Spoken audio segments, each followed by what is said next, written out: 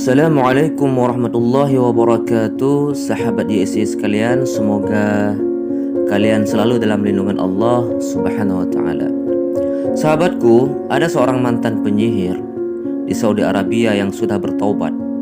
Kemudian ia mendatangi seorang syekh, lalu ia menceritakan masa lalunya kepada beliau.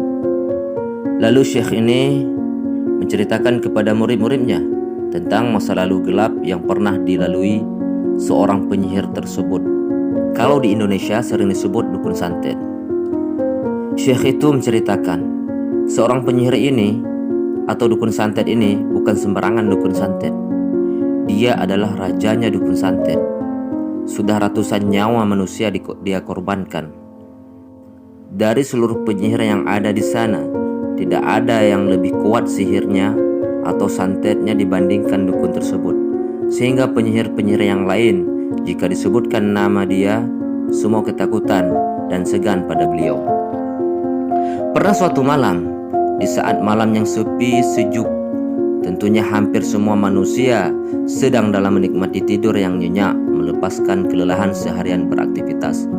Pada malam itu mulailah si raja dukun ini mempersiapkan media-media santetnya, lalu mulai komat kamit memanggil sahabat-sahabatnya dari kalangan jin dan syaitan.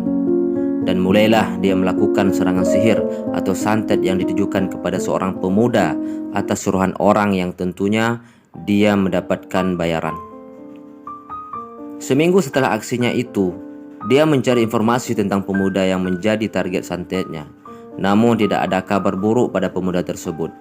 Dia masih hidup dan masih beraktivitas seperti biasa. Dukun itu tidak tinggal diam.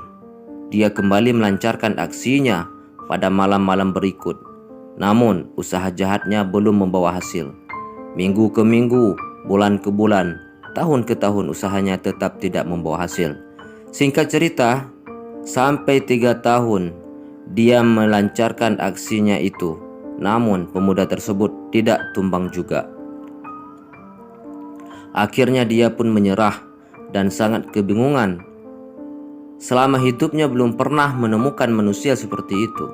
Sampai 3 tahun terus menerus disantet, tapi tidak tumbang. Saking penasarannya, dia mencari tahu pada para setan-setan yang bekerja sama dengannya, apa amalan pemuda tersebut sehingga begitu kuat perisai yang dia miliki. Lalu informasi itu pun didapatinya.